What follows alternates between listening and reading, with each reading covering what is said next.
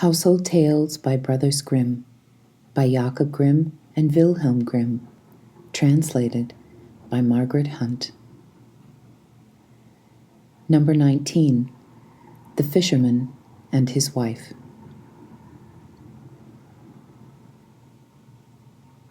There was once on a time a fisherman who lived with his wife in a miserable hovel close by the sea, and every day he went out fishing. And once as he was sitting with his rod, looking at the clear water, his line suddenly went down, far down below, and when he drew it up again, he brought out a large flounder. Then the flounder said to him, "Hark, you fisherman, I pray you, let me live. I am no flounder really, but an enchanted prince. What good will it do you to kill me? I should not be good to eat. Put me in the water again and let me go." "Come," said the fisherman, "there is no need for so many words about it. A fish that can talk I should certainly let go anyhow." With that, he put him back again into the clear water, and the flounder went to the bottom, leaving a long streak of blood behind him. Then the fisherman got up and went home to his wife in the hovel. "Husband," said the woman, "have you caught anything today?" "No," said the man. "I did catch a flounder, who said he was an enchanted prince, so I let him go again." "Did you not wish for anything first?" said the woman. "No," said the man. "What would I wish for?" "Ah," said the woman, "it is surely hard to live always in this dirty hovel. You might have wished for a small cottage for us. Go back and call him. Tell him we want to have a small cottage. He will certainly give us that." "Ah," said the man, "why should I go there again?" "Why," said the woman, "you did catch him, and you let him go again. He is sure to do it. Go at once." The man still did not quite like to go, but did not like to oppose his wife, and went to the sea. When he got there, the sea was all green and yellow, and no longer so smooth. So he stood still and said, "Flounder, flounder in the sea, come, I pray thee, here to me, for my wife, good Isabel, wills not as I'd have her will." Then the flounder came swimming to him and said, "Well, what does she want then?" "Ah," said the man, "I did catch you, and my wife says I really ought to have wished for something. She does not like to live in a wretched hovel any longer. She would like to have a cottage." "Go then," said the flounder. "She has it already." When the man went home, his wife was no longer in the hovel, but instead of it, there stood a small cottage, and she was sitting on a bench before the door. Then she took him by the hand and said to him, "Just come inside, look. Now isn't this a great deal better?" So they went in, and there was a small porch, and a pretty little parlor, and bedroom, and a kitchen and pantry, with the best of furniture, and fitted up with the most beautiful things made of tin and brass, whatsoever was wanted. And behind the cottage there was a small yard with hens and ducks, and a little garden with flowers and fruit. "Look," said the wife, "is not that nice?" "Yes," said the husband, "and so we must always think it. Now we will live quite contented." "We will think about that," said the wife. With that they ate something and went to bed. Everything went well for a week or a fortnight, and then the woman said, "Hark you, husband, this cottage is far too small for us, and the garden and yard are little. The flounder might just as well have given us a larger house. I should like to live in a great stone castle. Go to the flounder and tell him to give us a castle." "Oh, wife," said the man, "the cottage is quite good enough. Why should we live in a castle?" "What?" said the woman. "Just go there.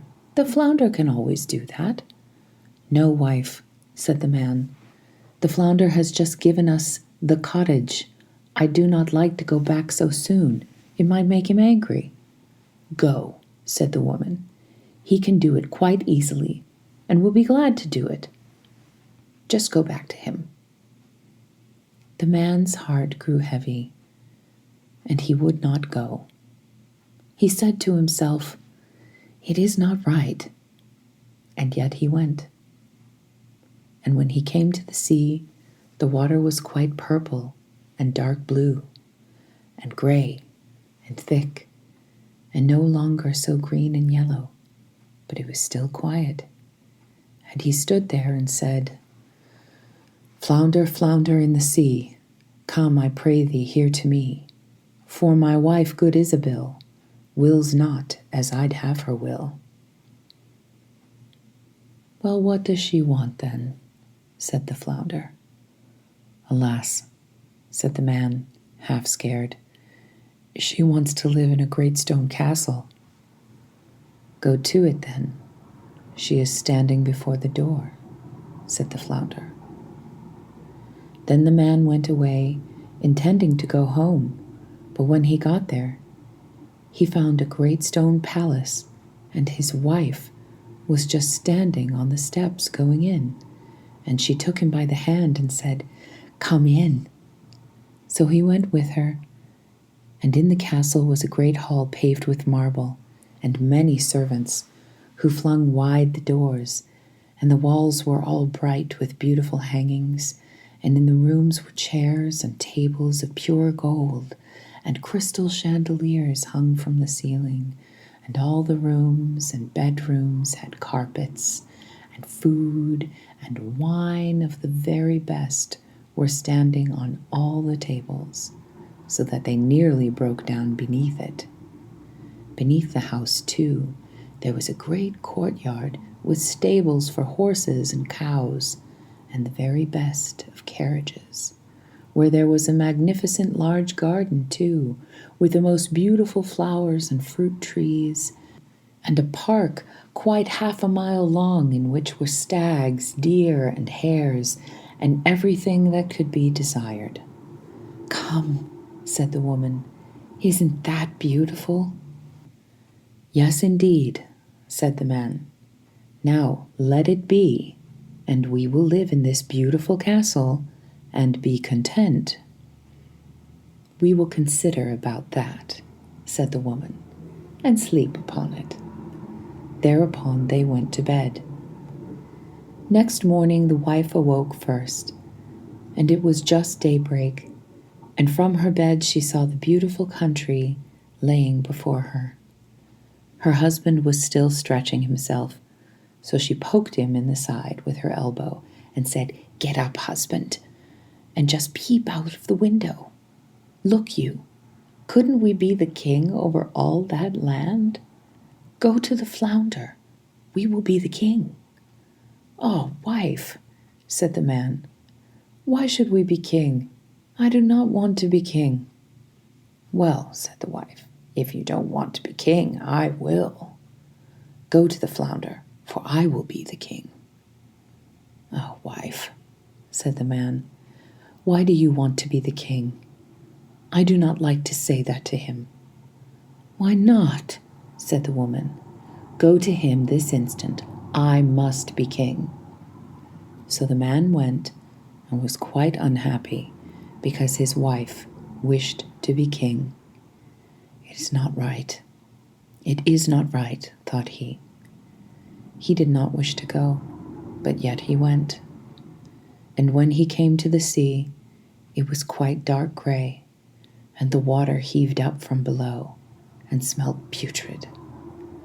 Then he went and stood by it and said, "Flounder, flounder in the sea, come, I pray thee, come to me, for my wife, good Isabel, wills not as I'd have her will."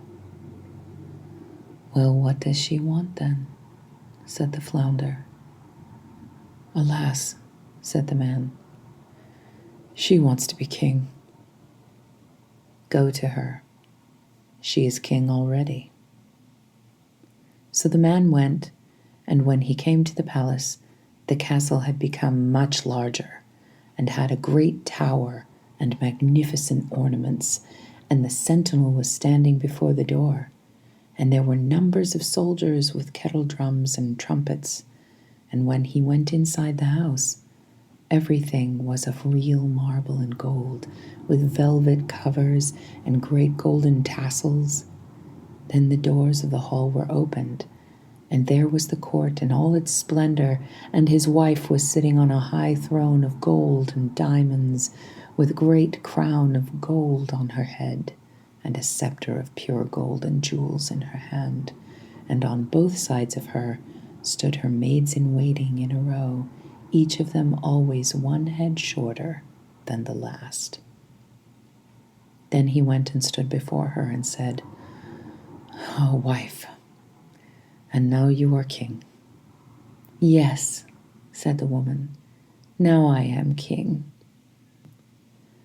So he stood and looked at her, and when he had looked at her thus for some time, he said, "And now that you are king, let all else be. Now we will wish for nothing more." "Nay, husband," said the woman quite anxiously. "I find time pass very heavily. I can bear it no longer. Go to the flounder. I am king, but I must be emperor too." "Alas, wife, why do you wish to be emperor?" "Husband," said she, "go to the flounder. I will be emperor." "Alas, wife," said the man, "he cannot make you emperor. I may not say that to the fish. There is only one emperor in the land. An emperor the flounder cannot make you. I assure you he cannot." "What?" said the woman. "I am the king, and you are nothing but my husband. Will you go this moment? Go at once. If he can make a king, he can make an emperor. I will be emperor. Go instantly." So he was forced to go. As the man went, however, he was troubled in mind, and thought to himself, "It will not end well. It will not end well. Emperor is too shameless. The flounder will at last be tired out."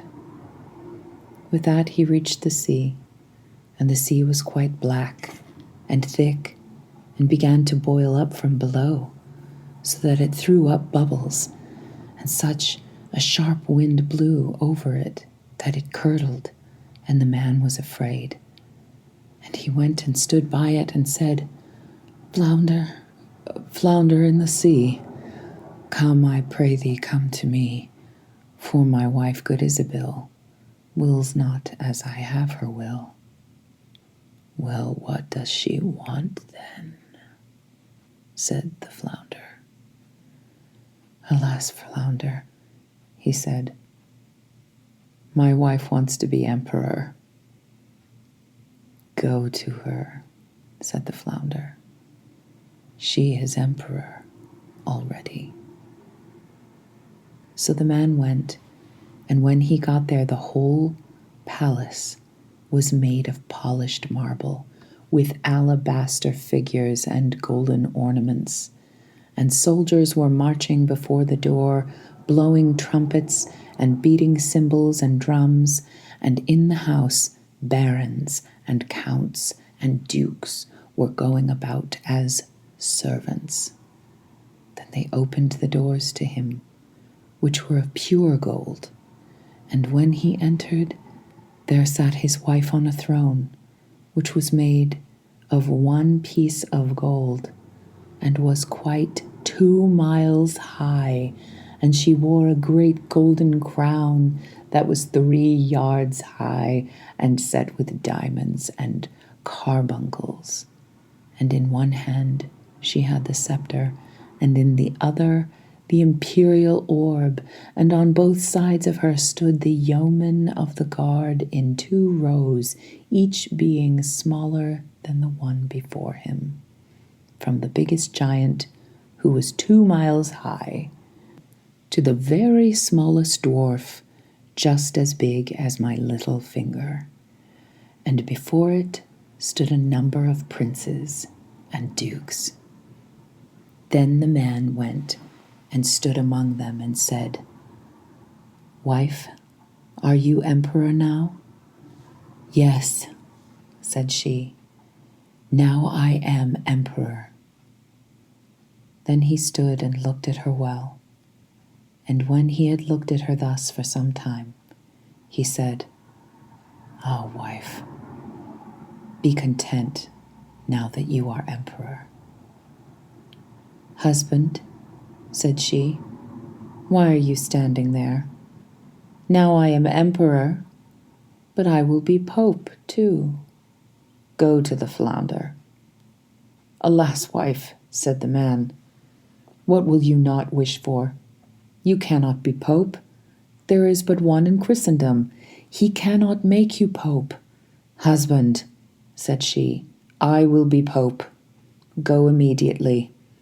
I must be pope this very day."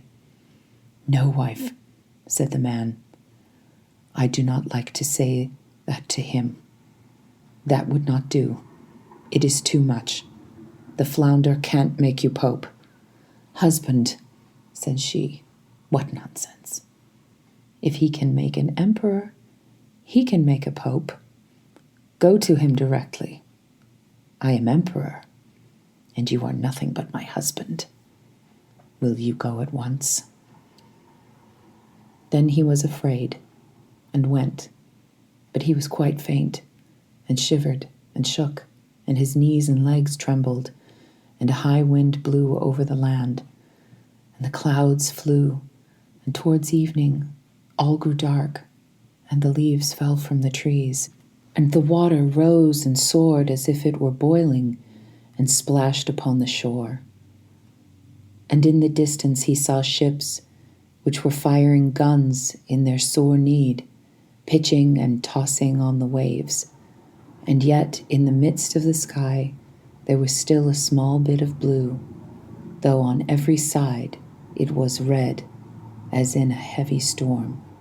So full of despair, he went and stood in much fear and said, "Flounder, flounder in the sea, come, I pray thee, come here to me, for my wife, good Isabel, wills not as I'd have her will." "Well, what does she want then?" said the flounder. "Alas," said the man, "she wants to be pope." "Go to her then," said the flounder. "She is pope already." So he went, and when he got there, he saw what seemed to be a large church surrounded by palaces. He pushed his way through the crowd. Inside, however, everything was lighted up with thousands and thousands of candles. And his wife was clad in gold, and she was sitting on a much higher throne, and had 3 great golden crowns on, and round about her there was much ecclesiastical splendor.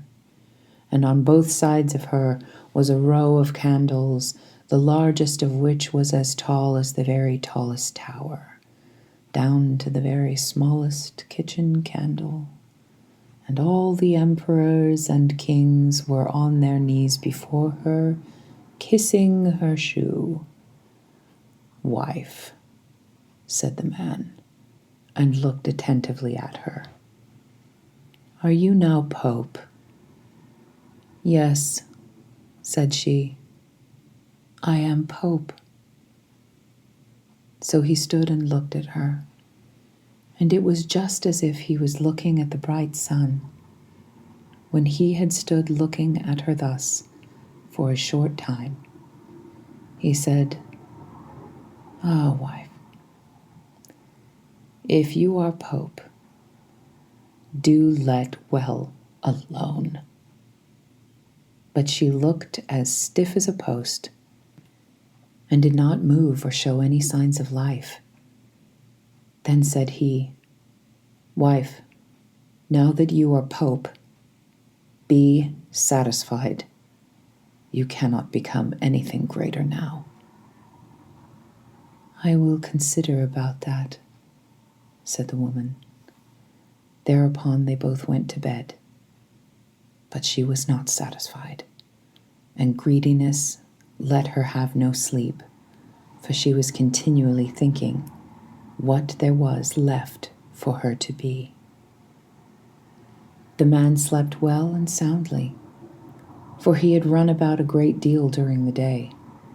But the woman could not fall asleep at all, and flung herself from side to the other side the whole night through, thinking always what more was left for her to be, but unable to call to mind anything else. At length the sun began to rise, and when the woman saw the red of dawn, she sat up in bed and looked at it. And when through the window she saw the sun thus rising, she said, Cannot I too order the sun and moon to rise? Husband, she said, poking him in the ribs with her elbows, wake up, go to the flounder, for I wish to be even as God is.